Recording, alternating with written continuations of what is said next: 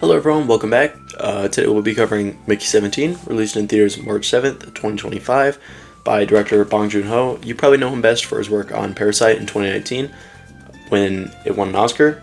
This movie is a sci-fi sort of dark comedy style, which follows Robert Pattinson, who plays Mickey, as an expendable, as he kind of traverses life as an expendable, which in the context of this movie is basically what it sounds like. Is someone that's expendable. It's a clone.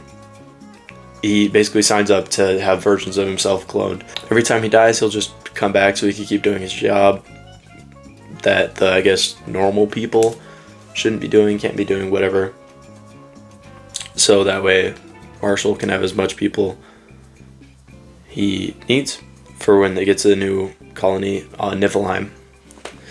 Marshall's played by Mark Ruffalo, who delivers a oddly really good performance. I say oddly, but not really odd. He has some good performances, but it's very... Him and Toni Collette have a really good dynamic in this movie. It makes, at least me, it makes me feel like, ooh, this guy does this really good. Like, it makes you feel really uneasy at points in the movie, especially when it gets to points where it starts really mirroring real life, and you're kind of watching and you're like, oh, like, when did they record this? Because this kind of resembles something that happened.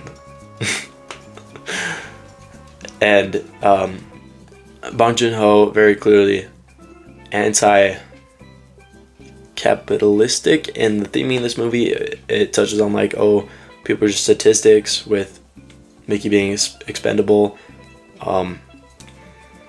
political stuff, which I will have on screen as comparisons, because I don't know if this video will get flagged for me mentioning stuff, but it's very reminiscent of very real world things. This movie's been sort of like a production limbo the past year or so. It's had the release date moved around a bunch of times, ultimately landing on March 7th, which honestly I think fits really well for the themings in this movie, for it releasing after the, presidential election stuff. But I think it works better now, because like if you watched it back then, you'd be like, oh, like, what is this about? But like, or not like, what is this about, but kind of like, oh, like, this is ridiculous, like, what is happening? Being released now, you're kind of like, it kind of seems more like a satire, like, play on it, kind of digs into the comedic, like I said, dark comedy. And I think it kind of fits better now, because you could either look at this movie as sort of like, oh, haha, like, this is funny, or you kind of look at it at the more serious lens, being like, oh, like, this is bad. Like, we don't want to be like this. Like, this is a horrible, this is an example of what people should not become. Or you can look at it both. Either's fine. Interpret it however you want. But I think it really, really does the movie even more justice by being released now. I think Robert Pattinson delivers an excellent performance in this movie. He does more of like his zany voice work. That word's been on my mind. I just had to use it for something. I would not normally use it, but I've just been thinking about it the past few days. But he uses more of like his voice work. Similar, it was trending a bit. There was the clip of the boy and the heron where people were like, that's Robert Pattinson? Yeah, he does more of that. Like his weird voices for Mickey 17 in this movie. 18, he kind of plays himself in the Batman. Like, he does a lot more deeper. He's a lot more aggressive. But I think he does really well. I even forget at times that I was even watching Robert Pattinson on screen play two different characters. He gives them both different mannerisms and everything. Like, it's really impressive. I think the movie is worth watching, let alone for that reason. I'm gonna go see it again tomorrow. Like, I'm getting Bong Joon-ho's money up, bro. We're getting that budget back. We need him to make another movie, because holy cook. Like, but I think his performance is really good. I think his chemistry with Naomi Ackie's Nasha is really good. I think they really have chemistry. Sure, the movie's a little freaky at times, but only a little bit. The only complaint I have between their relationship is a point where just kind of like, wow, like, this sucks to watch. But there's a point where Mickey 17 and 18, and Nasha's like, oh, I got two of y'all now to get my freak on. But 17 emotionally very clearly is away from that. He doesn't want to be part of that, but 18's like, yeah, like, but, you know, kind of objectifying Mickey to just like, oh, like, we're gonna freak you. Maybe I just like interpreted it wrong. It's possible too, but I just felt really uncomfortable watching that scene because 17's very clearly like, oh, like, I just want to be with you, like, I don't want him here too. And I'm like, oh, my Shayla. My Shayla. But that's the only real complaint I have with this movie. That and the movie tries to get a lot done within such a small amount of time, being runtime of 2 hours and 17 minutes, which could be a reference to there being two clones of Mickey 17. You know, might be clever there. I don't know if it's meant, like, I don't know if that's what you meant to happen or not, but something I noticed when I was looking up the runtime before the recording of this. That's the only real problems I had, is that one scene, and then I think the movie just tries to do too much because I don't think it tackles the idea of the cloning enough. And this part's kind of spoilers. Skip to this point to continue. But I think there's one point with Steven Yeun's character as Timo where basically at the beginning of the movie, him and Robert Pattinson, like him and Mickey, they're like, oh, like, we gotta go, like, this guy's trying to kill us because we didn't give him his money in time. It's like a gang leader, mob boss type situation, you know, you've got 24 hours. You've heard it before.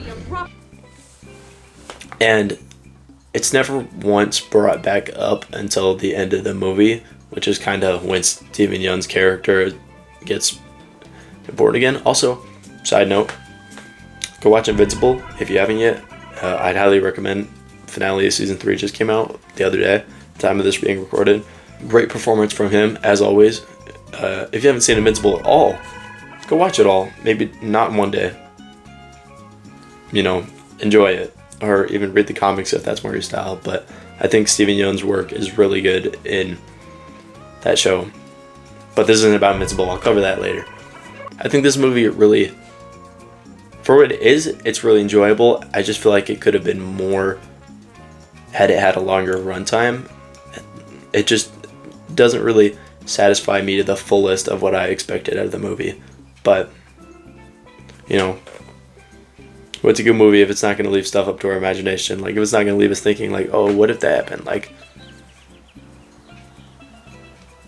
is the movie that good then? Like, everyone wants to dream. Everyone wants to think about stuff. And that's what this movie has left me doing. So, props to it for that. It's left me thinking, like, oh, I wonder what this can happen. Which is why I actually picked up the book. I picked up Mickey 17 and the sequel, Antimatter Blues. I've heard that the plot in the books is very different from in the movies. So once I read those, I'll kind of do a side-by-side once I get there. I'll do a follow-up on this video, something like that, you know. I'll do a side-by-side comparison on if the book follows through, because there's a lot more that can be done in a book. It's a lot more up to your imagination. It leaves you a lot more space for descriptive stuff. You know, you all know how books works. What am I saying? But ultimately, I do think this movie is worth watching, especially if you're a fan of Robert Pattinson. If you're a fan of Steven Yeun, that's the only reason you want to see this. I don't think it's worth seeing for that reason, due to him barely being in it. But I think the rest of the cast delivers really good performances. Mark Ruffalo, Robert Pattinson especially. It gets 5 big booms from me, but no. I rated it a 4 out of 5. Is probably what I'd leave this at for now. But that's only my first viewing. But like I said, I'm seeing you again tomorrow. Who knows what could change. If you like this review and are interested in fictional stuff, I guess, make sure to like and subscribe, leave a comment, whatever you must do. Like, you know, stick around. Like, as the name implies, I'm Ethan. I say stuff, say that again, but I kind of just cover anything. Like anything I want to talk about, I'll record, I'll post about it. You know, maybe not the greatest idea, but take a seat, stick around. I'm sure I'll get something for you eventually, but until next time, see you.